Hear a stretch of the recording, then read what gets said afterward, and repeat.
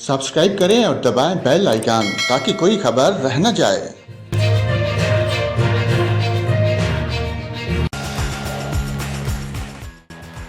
नाज़रीन, यहाँ पर आपको बताएं, पंजाब डिज़ास्टर मैनेजमेंट अथॉरिटी ने खबरदार किया कि आइंदा 24 घंटों में हेडमराला के मकाम पर दरिया चनाब में दरमियाने और ऊंचे दर्जे का सिला मुतवक्को है। डिप्टी कमिश्नर सियालकोट मिसर अब्बास ने तमाम मुतल्लिका महकमों को किसी भी हंगामी सूरत हाल से निपटने के लिए पूरी तरह तैयार रहने की हदायत की है।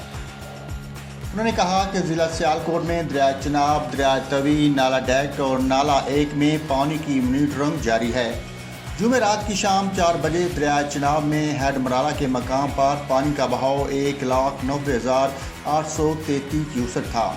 दरिया चनाब में दरमियाने दर्जे का सैलाब है और पानी की सतह में मुसलसल इजाफा हो रहा है।